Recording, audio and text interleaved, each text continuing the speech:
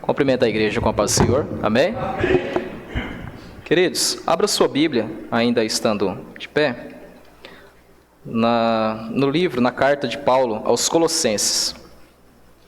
Carta do apóstolo Paulo aos Colossenses, capítulo 2.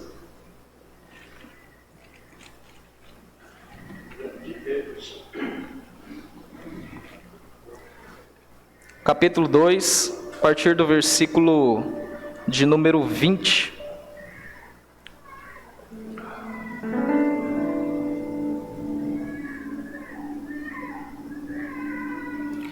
Versículo 20. Diz assim a minha versão: Se, pois, estáis mortos com Cristo, quanto aos rudimentos do mundo, por que vos carregam ainda de ordenanças, como se vivesseis no mundo, tais como: não toques, não proves, não manuseis, as quais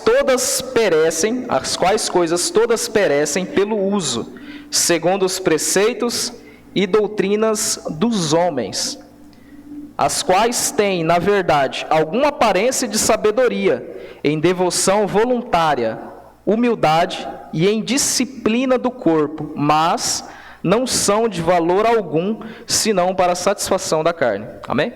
Podeis assentar? Queridos, estaremos hoje finalizando uma série de estudos da parte doutrinária desta carta, que diz respeito à heresia colossense. Então nós estivemos aí essa jornada, estudando acerca dessa heresia, vários pontos dessa heresia, os quais nós iremos aqui, nessa parte introdutória, mencionar também. E o que nós pudemos entender ao longo dessa caminhada, ao longo dessa série, é que essa heresia colossense, uma das características dela, é que ela distorcia o Evangelho de Cristo. Apresentava-se então ali um evangelho misturado. Um evangelho um cristianismo miscigenado, místico, mestiço. Um cristianismo que, se nós formos denominar ainda de forma mais abrangente, poderíamos apelidá-lo de um cristianismo sopa de letrinhas. Por quê? Porque esse cristianismo, ele abrangia doutrinas filosóficas, ele abrangia tradições judaicas, tradições humanas, tais como o legalismo, e ele abrangia também algumas filosofias humanas, criadas por membros que estavam inseridos dentro daquela igreja e que estavam colocando isso na cabeça de muitos irmãos, estavam inculcando esse novo estilo, esse novo modelo, se assim dizer, de cristianismo.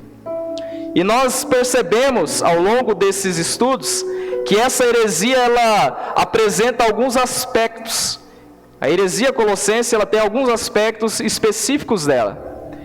Aspectos esses que, se nós formos comparar com o nosso contexto atual, com a nossa atualidade cristã, nós percebemos que ainda muitos desses aspectos são muito presentes dentro das igrejas cristãs, dentro das igrejas que se denominam evangélicas, dentro do catolicismo também, entre todos aqueles que se denominam cristãos. O primeiro aspecto que nós percebemos, estudando essa heresia, é que essa heresia, ela logo de cara, ela tirava Cristo como centro da igreja. Então nós percebemos aqui nesse contexto dessa carta de Colossenses, pessoas tirando Cristo ou retirando Cristo da centralidade do Evangelho, da centralidade das Escrituras, e pessoas também tornando-o insuficiente quanto à sua função redentiva, quanto à sua capacidade de perdoar pecados e a sua capacidade de salvar o homem da condenação do inferno. E com isso, se não bastasse tirar Cristo da centralidade das Escrituras, da centralidade da igreja, se não bastasse também tornar Cristo insuficiente, como foi dito, como um Deus miúdo, como um Deus que não tivesse total suficiência para agir no coração humano, na vida humana, essa heresia também estimulava as pessoas a buscarem métodos complementares. Como que se então Cristo não fosse o suficiente, essas pessoas agora precisavam buscar outras maneiras de serem aceitas diante de Deus. métodos, maneiras, formas complementares de terem, quem sabe, a sua vida mais fortalecida na caminhada cristã, de obterem ali um elevo espiritual, um elevo ministerial, ou quem sabe de serem mais favorecidas por Deus, quem sabe em outras áreas de sua vida também. Então julgava-se necessário ter Cristo e mais alguma coisa para que ela tivesse sucesso de forma muito ampla em sua vida. Nós percebemos isso de forma muito notória, principalmente se nós formos analisarmos um contexto muito atual. Por exemplo, no catolicismo, prega-se acerca do purgatório. Então ali é necessário um purgatório para que aquela pessoa tenha de fato perdão realizado, perdão completo, e assim ela possa ter a sua redenção de forma definitiva. Então, através do purgatório, sendo Cristo não suficiente para perdoar os pecados, agora através dessa prática, visa que o pecador tenha a redenção definitiva, tirando assim então todo o poder do sacrifício de Cristo na cruz do Calvário, ou seja, tornando-o insuficiente nesse quesito de salvação. Se não bastasse, percebemos ainda um contexto muito atual, um aspecto, nesse primeiro aspecto, dentro de muitas igrejas que se denominam também evangélicas, que mesmo aquele que já foi comprado pelo sangue de Cristo, que já teve a remissão dos seus pecados, quando ele se achega à igreja, quando ele se torna um membro, ainda assim vê-se nele a necessidade de fazer alguma quebra de maldição. Porque se não for realizado uma quebra de maldição, quem sabe um trabalho de libertação, ele jamais conseguirá caminhar uma vida plena no seu cristianismo. Ele jamais conseguirá se desenvolver diante de Deus. E nós percebemos que isso é um aspecto muito notório nos nossos dias. O segundo aspecto que nós percebemos nessa heresia, dentro dessa heresia, denominada heresia colossense, são as doutrinas filosóficas, como eu falei. Eram pregadas doutrinas, eram mescladas doutrinas filosóficas, tradições humanas, ideologias que eram introduzidas dentro da igreja e misturadas ao evangelho, com ênfase ao gnosticismo. Uma das doutrinas filosóficas que eram misturadas a esse evangelho, que era o evangelho de Cristo. O terceiro aspecto que nós percebemos, que foi estudado, é o judaísmo. Então perceba que só aqui a gente já consegue ter uma noção de que de fato essa heresia era uma sopa de letrinhas. O judaísmo, então, as práticas do judaísmo, elas começaram, as tradições da religião judaica começaram a ser inseridas dentro da igreja, de maneira que precisava-se também a recorrer ao legalismo. Ou seja, apenas o sacrifício não era suficiente, era necessária a observância das leis. Era necessário continuar guardando os sábados. Era necessário ainda continuar observando as datas festivas. Era necessário ainda oferecer algum tipo de sacrifício.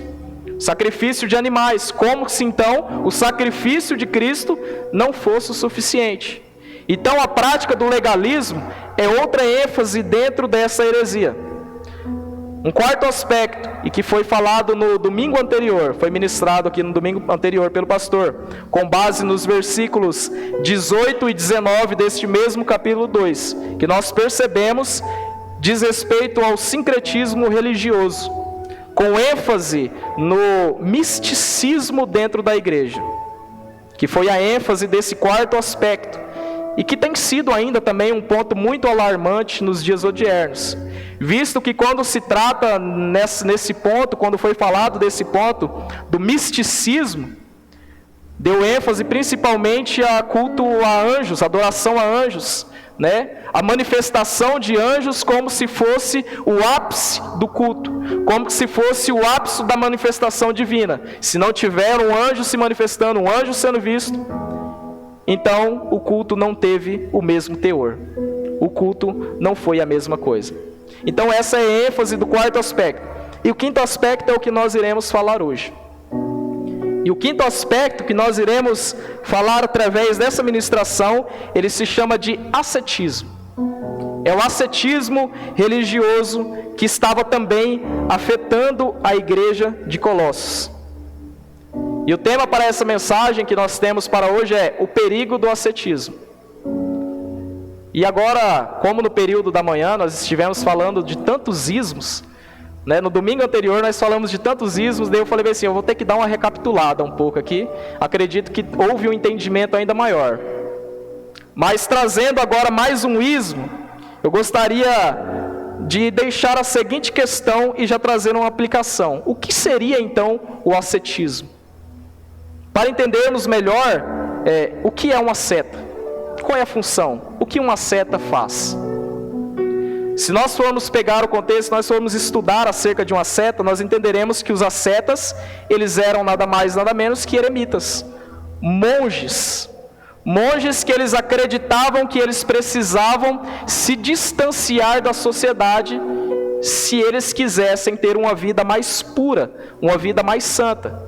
Então a prática principal do ascetismo era esse distanciamento, essa privação, como que se ele convivesse em sociedade, ele estaria propenso a viver uma vida pecaminosa. Ele estaria propenso a continuar preso nas práticas do pecado, né? Então, deixando de lado, de certa forma, como que se Cristo não fosse o suficiente para o purificar dos seus pecados, agora ele precisaria fazer algum tipo de sacrifício. O sacrifício principal que ele tinha que fazer era se separar. Ele precisava se distanciar da sociedade.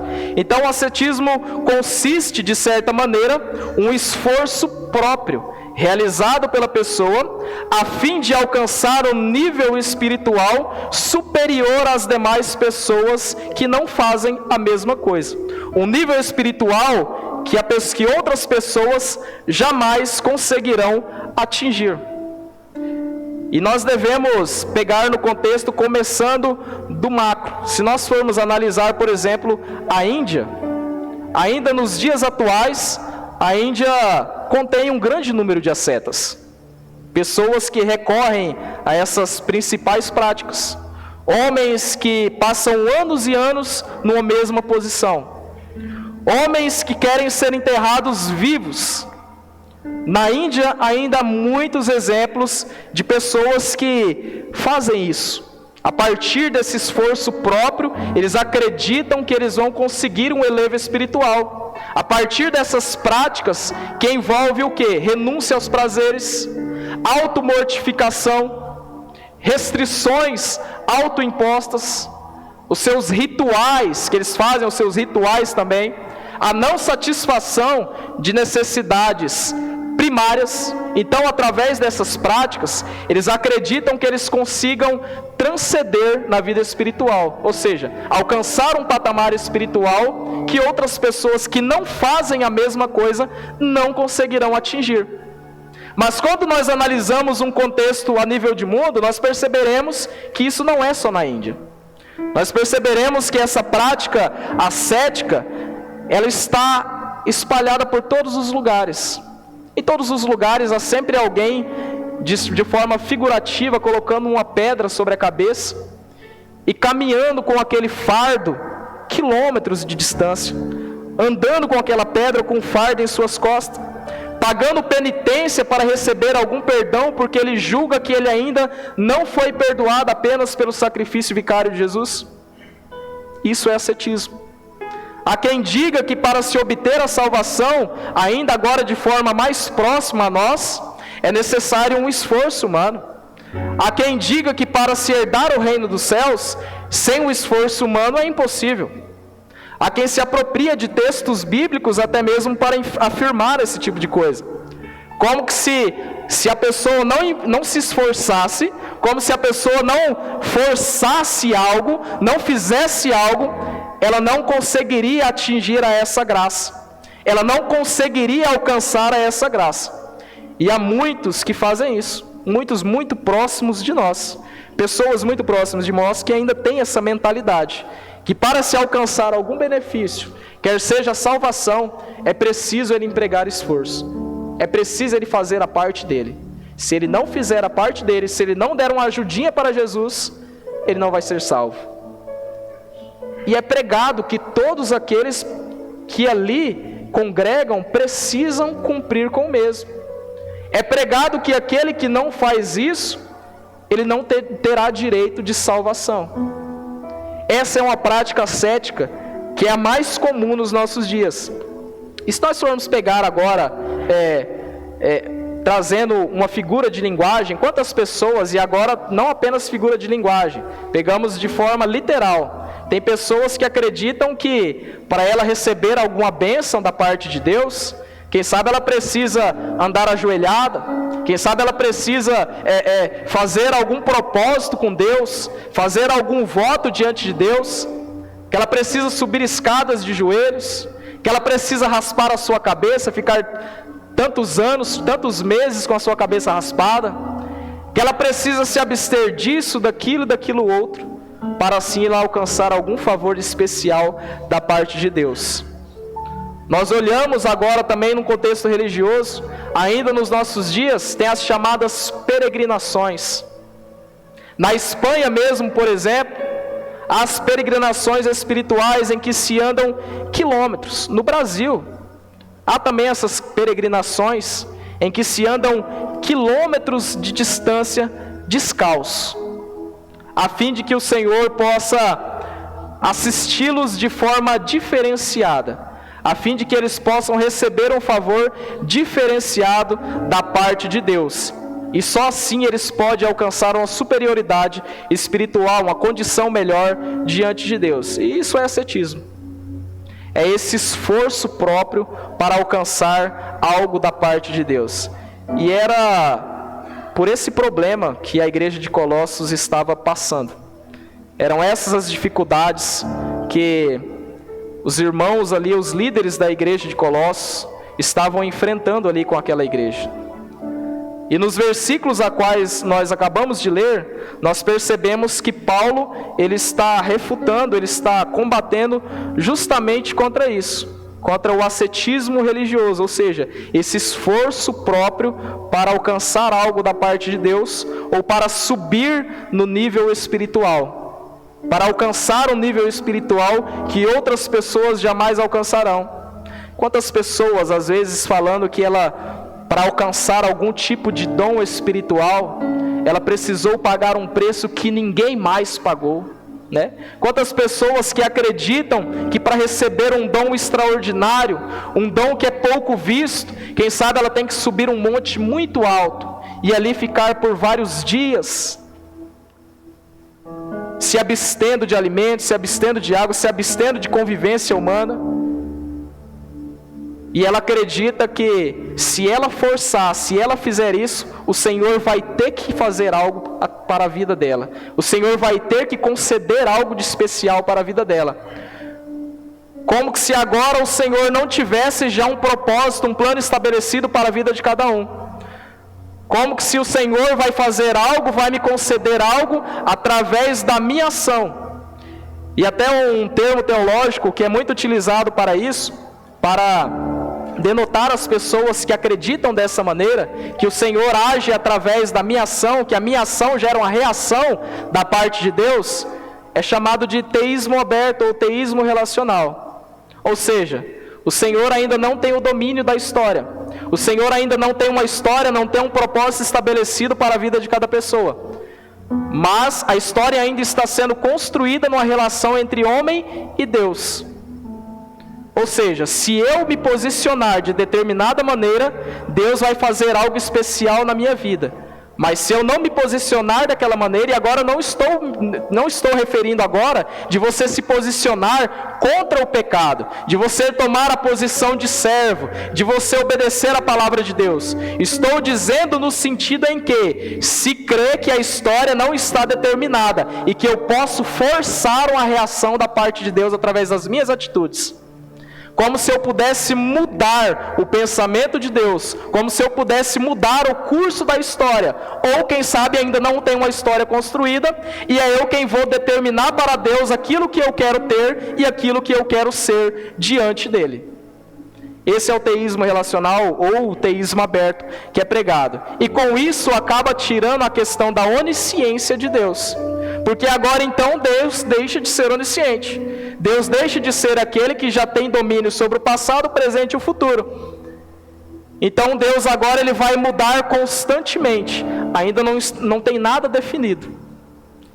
Isso faz parte dessa heresia. Aqueles que acreditam dessa maneira estão vivendo uma vida ascética. Mas, andando agora aqui para a exposição do texto, versículo 20 vai dizer dessa maneira: se, pois, estáis mortos com Cristo, quanto aos rudimentos do mundo, por que vos carregam ainda de ordenanças, como se vivesseis ainda no mundo?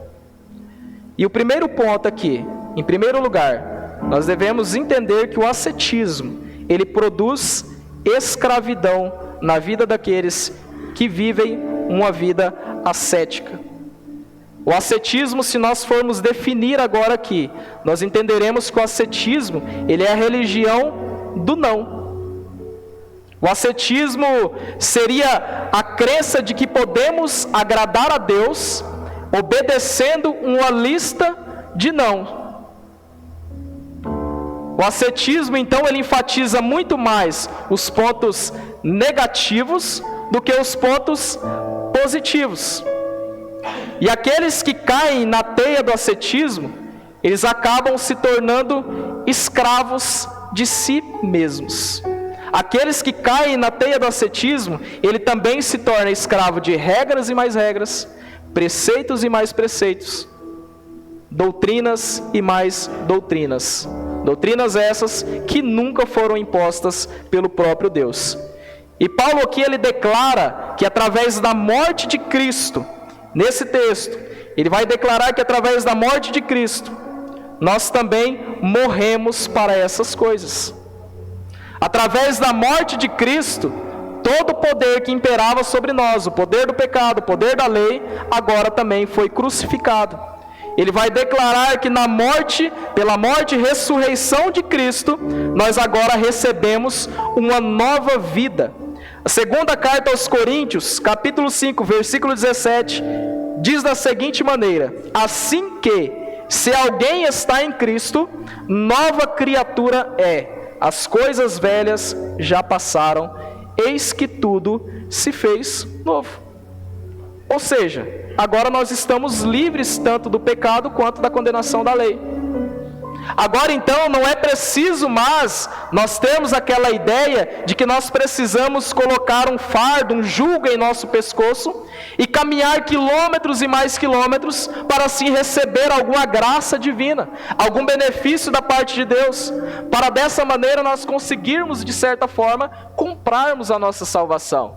Não. A partir do momento em que Jesus morreu na cruz do Calvário, a Bíblia nos afirma que Ele levou sobre si as nossas culpas, os nossos delitos, os nossos pecados. E com a ressurreição de Cristo, nós recebemos também nova vida. Em Efésios capítulo 2, versículos 5 e 6, vai nos afirmar isso, que nós ressuscitamos com Cristo. Nós ainda estando mortos, através do sacrifício de Jesus, nós somos ressuscitados. Então, através do sacrifício de Jesus, agora o pecado, agora a lei não impera mais sobre nós. E através da ressurreição dele, nós ressuscitamos junto com ele para uma nova vida. Versículo 21.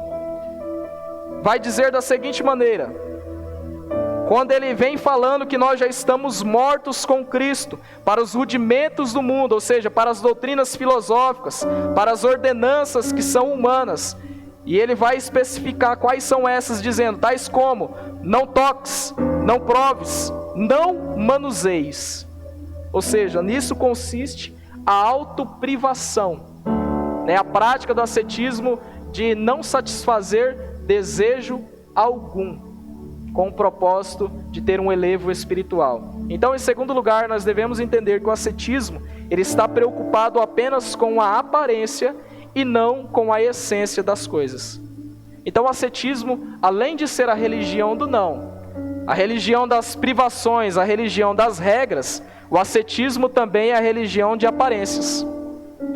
Ou seja, o ascetismo se preocupa muito mais com o exterior do que com o interior. Se preocupa muito mais com a forma do que com a essência. O ascetismo julga muito mais a minha aparência externa o que eu visto, o que eu como. E agora trazendo também que o ascetismo agrega também a prática do legalismo, né? Se eu como carne de porco, eu já estou condenado. Se eu deixo de observar alguma festividade, então eu já estou condenado. Ou seja, práticas externas. E com isso, Paulo não está querendo enfatizar e não está querendo dar liberdade para que as pessoas pequem deliberadamente, como se agora ele estivesse colocando o pecado como algo permissível. Não, Paulo não está trazendo a permissão para que nós pecamos, para que nós vivamos uma vida de pecado. Porque quando a gente começa a pregar sobre isso, que não é necessário mais esforço humano, né, que não é necessário esforço humano para alcançar a salvação, que não é necessário se privar disso, daquilo outro, às vezes tem aqueles radicais que querem interpretar de forma errada, como se fosse uma liberdade para pecar, como se fosse uma válvula de escape para ele fazer aquilo que ele bem entende, aquilo que o coração dele bem deseja.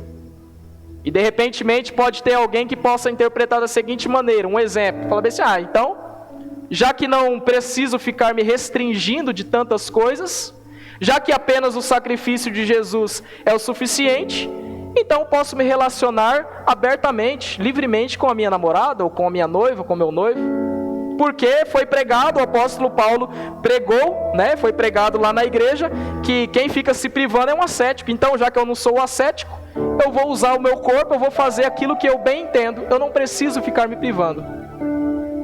Tem aqueles que possam pensar dessa maneira, ou tem aqueles que possam pensar, então já que tudo é permitido, já que eu posso comer de tudo, eu posso beber de tudo, então eu vou encher a cara. Só que quando nós recorremos para a Bíblia, nós percebemos que o mesmo Paulo que vem falando, vem condenando a prática do ascetismo, ele também vai condenar a prática da fornicação. Ele também vai deixar muito claro que pecado continua sendo pecado. Embora não seja necessário sacrifício humano, esforço humano, para se obter a remissão dos pecados e a salvação, consequentemente a salvação, o pecado não deixa de ser pecado. O pecado continua sendo condenado e continua sendo condenado também aquele que adere à prática do pecado. 1 Coríntios, capítulo 6, versículo 18, Paulo vai dizer, foge da fornicação. Outros pontos, 1 Coríntios 10, 32, 1 Coríntios 8, 13, vai advertir contra os escândalos, que a pessoa deve se comportar de maneira a não dar escândalo diante da igreja, de maneira que a sua atitude não venha escandalizar o seu irmão. Que tem pessoas que possam dizer da seguinte maneira, mas a Bíblia só condena a embriaguez, né? A Bíblia não condena a bebida. Mas suponhamos então que você não esteja se embriagando, mas você esteja fazendo algo, bebendo ou fazendo qualquer coisa diante de uma pessoa que foi liberta daquilo. O que você está provocando na vida daquela pessoa? Através da sua prática de beber ou de fazer qualquer outra coisa, que você considera que não seja pecado, de fato, né? A Bíblia não deixa expresso. Mas através do seu testemunho, qual o desejo que está sendo gerado no coração daquela pessoa? Uma pessoa que foi liberta do alcoolismo, uma pessoa que teve problemas com o alcoolismo, e você, através do seu entendimento, né, que você é muito forte, você vai dizer, já que não é pecado, então eu vou beber. E através do seu mau testemunho, você está colocando alguém a perder, você está escandalizando alguém. Então veja que quando nós falamos do ascetismo, condenamos o ascetismo, nós não estamos dando liberdade para pecar deliberadamente. Paulo não está falando que agora eles têm liberdade para pecar. Ele está simplesmente condenando, né, aqueles que vivem uma vida que, como se para ele alcançar uma superioridade espiritual, alcançar alguma graça especial da parte de Deus, ele não pudesse comer, ele não pudesse provar, não pudesse manusear, ele tivesse que viver uma vida de restrições.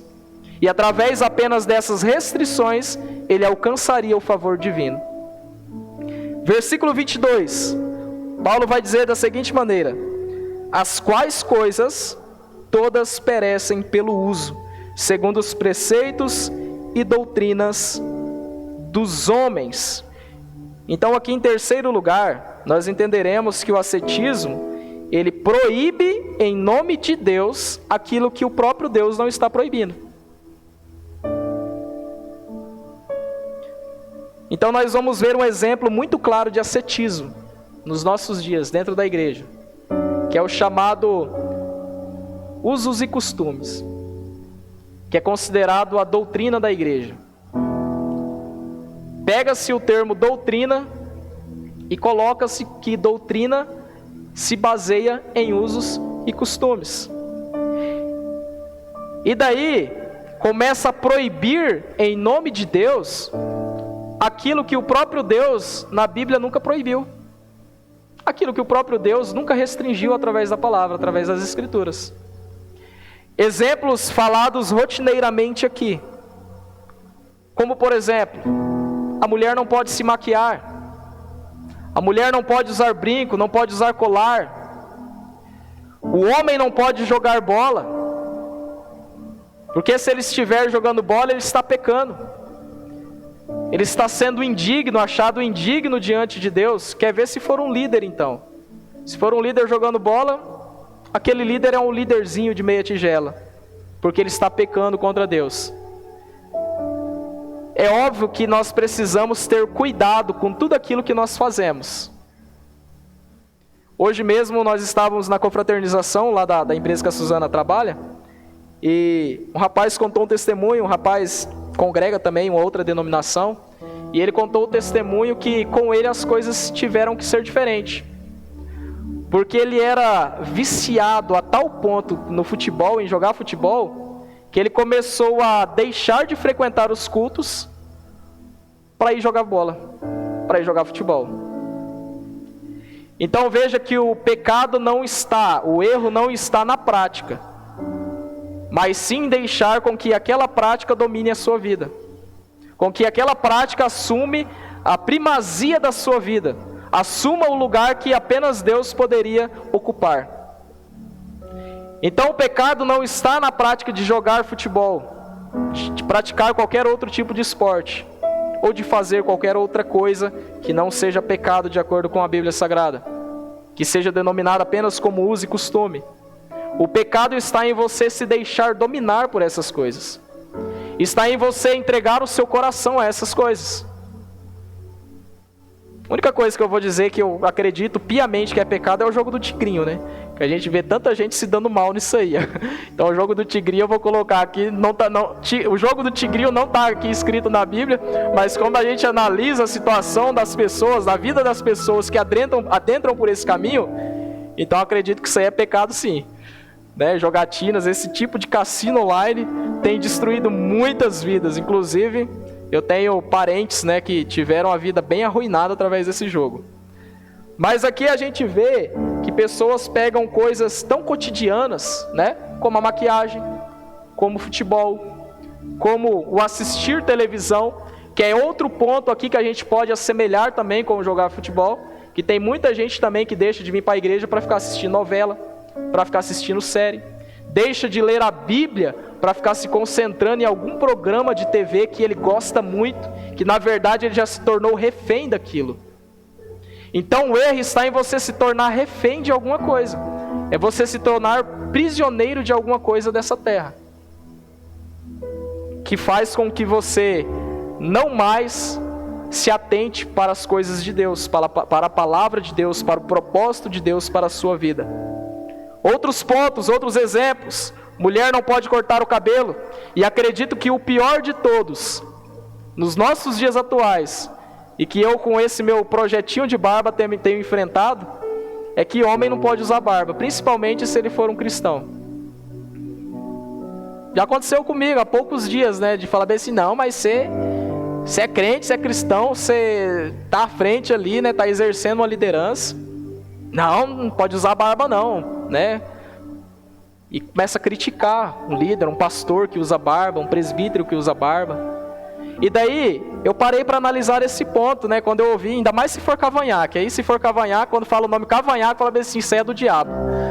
Quando fala que é cavanhaque, cavanhaque é do diabo. Cavanhaque não é seu não. É o diabo que foi lá e colocou na sua cara. É coisa do diabo.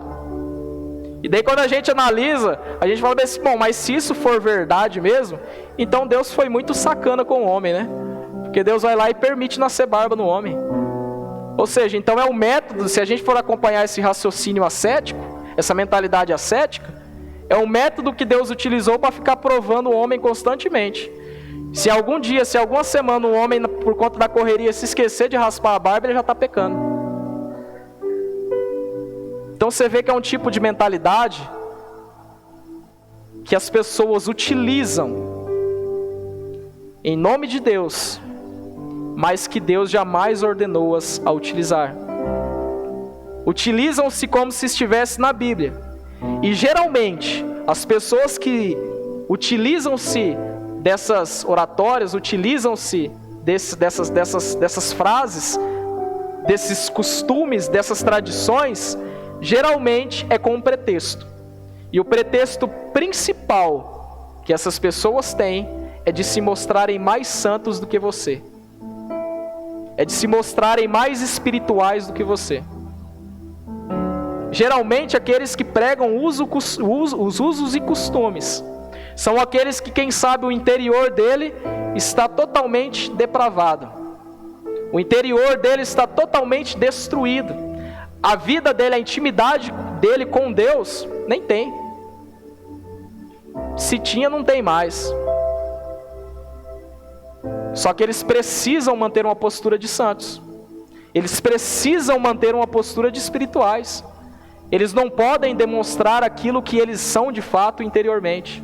Eles precisam vestir-se de uma capa de espiritualidade exterior.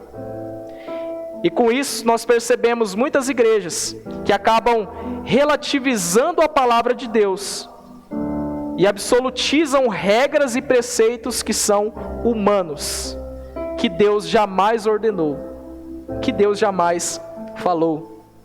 Então agora, através disso, deixa de ser só a Escritura, deixa de ser somente as Escrituras.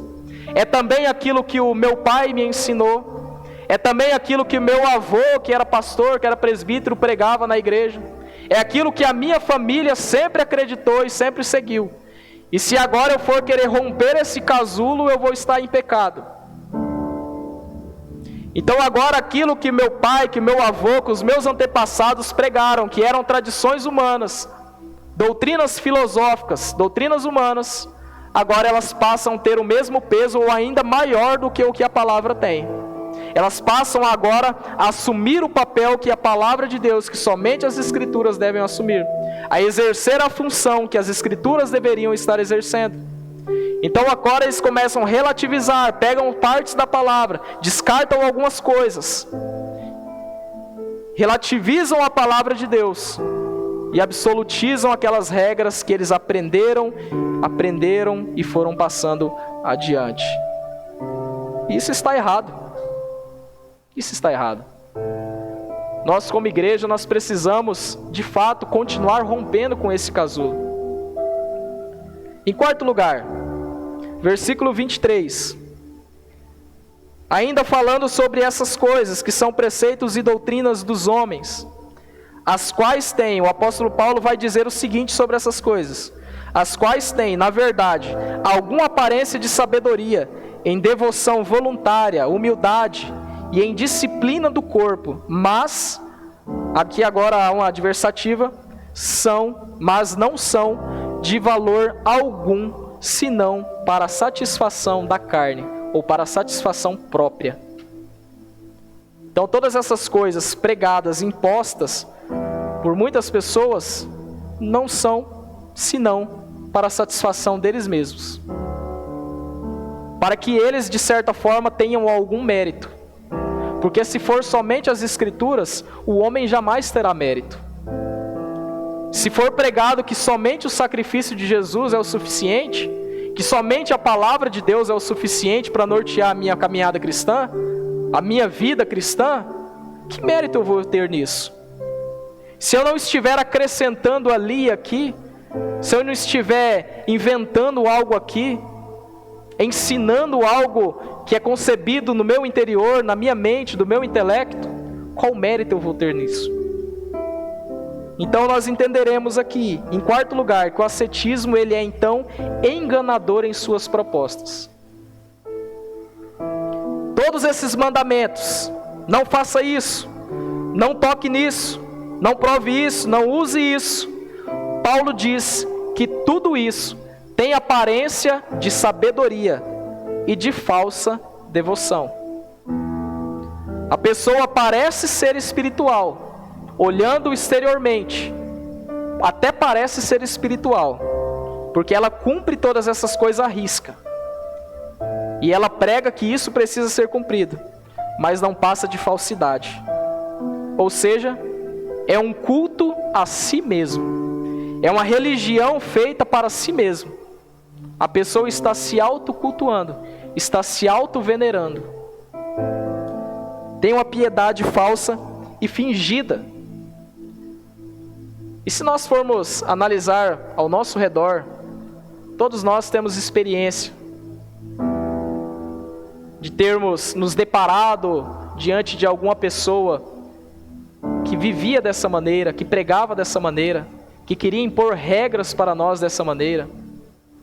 Eu lembro-me que teve uma fase da minha vida que eu trabalhava viajando, cada dia estava numa cidade, viajando, prestando serviço, e certa feita nós estávamos trabalhando em Cacoal, terminamos o serviço muito tarde da noite.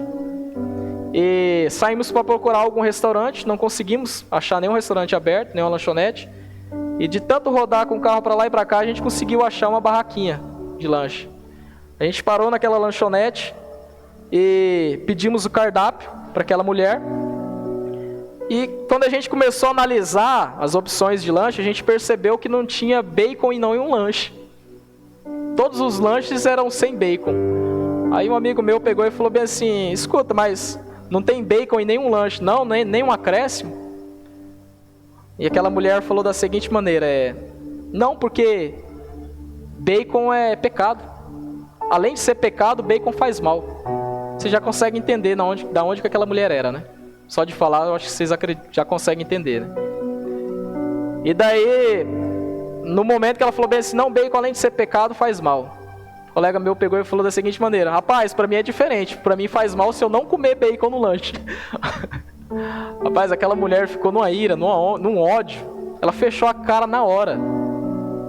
O semblante dela decaiu, o semblante dela mudou. E eu falo pra ti que eu acho que eu nunca comi um lanche tão ruim na minha vida igual aquele lanche que eu comi naquela noite. A gente comeu mesmo só para não dormir com fome mesmo. Ela só tacou os ingredientes ali, deu uma passadinha para lá e para cá na chapa e entregou pra gente. Então o que eu consegui entender através disso? Você percebe que ela estava muito preocupada com coisas externas, né? Com a doutrina externa. Mas no momento em que ela foi confrontada naquilo que ela acreditava, naquilo que ela estava querendo, que ela estava se impondo e querendo impor sobre outras pessoas também, o interior dela mudou totalmente. A forma de tratamento dela conosco mudou totalmente. E é o que você consegue perceber. Às vezes aqueles que tanto são doutrinadores, aqueles que tanto gostam de cobrar os outros, ele jamais aceita ser ofendido. É aquele que mais tem facilidade de guardar mágoa. É aquele que mais tem facilidade de se irar com as pessoas. É aquele que qualquer coisa para ele serve como uma provocação. É aquele que ele consegue guardar tantas coisas. É aquele que ele consegue viver tanto de aparência, só que quando alguém pisa no calo dele de certa maneira, discorda dele de certa maneira, ele já se ira com aquela pessoa. Aquilo já enche o coração dele, quem sabe ele já começa a querer prejudicar aquela pessoa, já começa a querer o mal daquela pessoa, ou seja, é uma pessoa cheia de aparência de cristão, mas o principal, que é o amor de Deus, não está no coração dela. O principal, que é no interior, está em falta.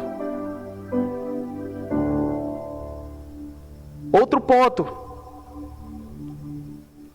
que para mim esse ponto aqui é o mais polêmico, né? De pessoas que elas acham que elas precisam viver uma vida ascética, para ela ter algum tipo de reconhecimento, para ela alcançar algo da parte de Deus. Lembro-me também, já indo para a finalização, de um apóstolo muito renomado no estado de Goiás. E esse apóstolo, ele gostava muito dessa questão de campanhas, né? Campanhas e jejuar muito e subir monte. Só que, o que acontece?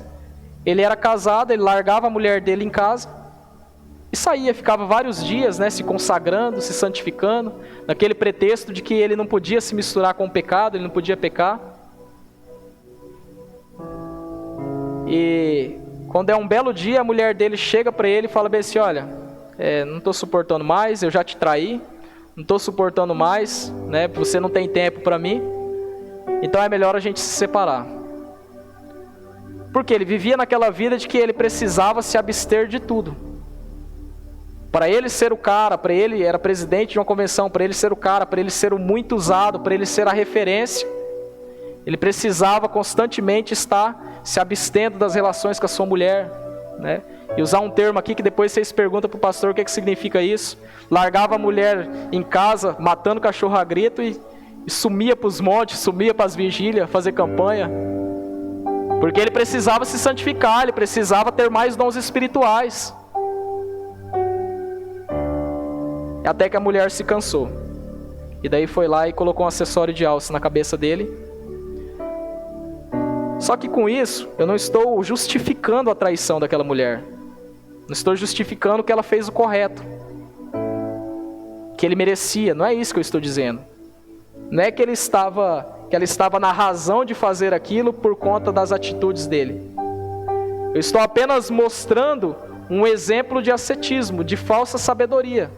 Porque Paulo vai dizer, e peço que você abra a Bíblia comigo, na primeira carta aos Coríntios, capítulo 7.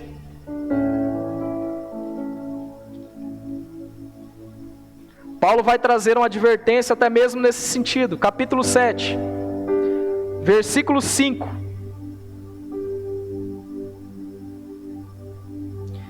Versículo 5 vai dizer da seguinte maneira, quando Paulo está dando instruções acerca da relação entre homem, marido e mulher: não vos priveis um ao outro, senão por consentimento mútuo, por algum tempo, por consentimento mútuo, por algum tempo, para vos aplicardes ao jejum e à oração. Depois, ajuntai-vos outra vez, para que Satanás não vos tente pela vossa incontinência. Digo, porém, isto, como que por permissão e não por mandamento. Ou seja, como por permissão e não por mandamento. O que eu quero dizer com isso? Ele aparentava ser um homem de muita sabedoria naquilo que ele estava fazendo. Mas no final das contas ele era um homem tolo, estava sendo um homem tolo. Ele estava negligenciando algo que poderia afetar o casamento dele. Naquele pretexto, a gente vê muitos homens e mulheres também, naquele pretexto de querer ser mais espirituais, naquele pretexto de querer mostrar que ele é mais usado por Deus, que ele tem um dom que ninguém mais tem, que Deus se manifesta através da vida dele como não se manifesta na vida de nenhuma outra pessoa. E de repentemente ele se aplica tanto nessas coisas, ele se esforça tanto nessas coisas, para querer se mostrar mais espiritual, mas de repentemente a própria casa dele está ficando de lado. De repentemente a própria família dele está sendo prejudicada. E é justamente esse o perigo do ascetismo. Por que o ascetismo ele é tão perigoso? Porque o ascetismo, ele além dele destruir a própria pessoa, que é adepto às práticas ascetas, ele também destrói os relacionamentos. O ascetismo ele tem o poder de destruir o interior da pessoa, destruir a comunhão para com Deus, destruir o relacionamento da pessoa para com Cristo, de maneira que agora, se ela está achando que é tudo pelo esforço próprio, que é sempre ela que faz, que é sempre ela que consegue, agora então ela está deixando o sacrifício de Cristo, deixando tudo aquilo que Cristo já fez na cruz do Calvário de lado. Então, além dela estar destruindo a si mesma no seu relacionamento para com Deus, está destruindo também o seu relacionamento para com pessoas. Então ele destrói a si mesmo, a comunhão para com Deus e com as pessoas ao redor dele, e principalmente com os da própria casa. Advertência diante disso que fica para todos nós aqui: cuidado com o ascetismo. Cuidado para não cair nesse laço de achar que para conseguir alguma coisa da parte de Deus, para mover a mão de Deus, para mudar algum propósito, de achar que você tem poder de mudar algum propósito de Deus, que para isso você precisa utilizar-se de ferramentas humanas, que você precisa recorrer às doutrinas filosóficas, às tradições humanas, ao legalismo, às práticas do judaísmo. Cuidado para não lançar novamente condenação sobre si mesmo. Amém? Se coloque de pé nessa noite. Então hoje nós estivemos ministrando sobre o ascetismo, e com isso finalizamos essa série de estudos que correspondem à parte doutrinária da carta de Paulo aos Colossenses. Uma carta que possui 4 capítulos. Esses 2 primeiros capítulos que foram ministrados foram destinados a essa parte doutrinária, a ortodoxia. A partir do próximo domingo, não sei se eu ou se outra pessoa, estará iniciando o capítulo 3, que do capítulo 3 até o capítulo 4, nós estaremos estudando a parte prática. São as instruções agora que Paulo traz à igreja em Colossos, e também para nós em nossos dias, para que eles saibam agora viver de acordo com aquilo que foi ensinado nos 2 primeiros capítulos, que é chamado de ortopraxia. Agora eles precisam colocar em prática tudo aquilo que eles aprenderam, e a partir do capítulo 3 nós estaremos aprendendo como nós colocaremos em prática tudo isso que nós estudamos. Amém? Senhor Deus e Pai, te agradecemos por mais esta oportunidade de que estarmos louvando o Teu santo nome, adorando o Teu santo nome, através de hinos, de louvores, através de exaltação a Ti, através de um coração contrito diante de Ti, de um coração sincero diante de Ti, ó Deus. Agradecemos também ao Senhor pela presença maravilhosa do Teu Espírito que habita em nós, que tem agido em nosso meio, em nossos corações, e principalmente através da Tua palavra, por intermédio da Tua palavra. Senhor, que essa palavra possa fixar em nosso coração, fixar no coração e na mente de cada um daqueles que aqui estiveram nessa noite, daqueles que aqui estão, daqueles que ouviram a ministração, mas que essa palavra possa frutificar, que essa palavra possa gerar uma transformação na minha vida e na vida de cada um dos que aqui estão. E eu creio nisso, papai querido, porque a Tua palavra não voltará vazia. Essa é a certeza que o Senhor nos concede por intermédio dela mesma, Senhor. Deus, pedimos ao Senhor que continue nos abençoando, nos assistindo em todas as coisas, Pai, nos perdoando, papai amado, de todas as nossas falhas, todos os nossos delitos, e nos ajudando a caminhar de forma digna, fiel e sincera diante do Senhor, para que assim nós possamos desfrutar da plenitude, da intimidade para com Teu Filho amado Jesus Cristo de Nazaré. Esta é a nossa oração a Ti, em nome de Jesus. Amém. Pastor?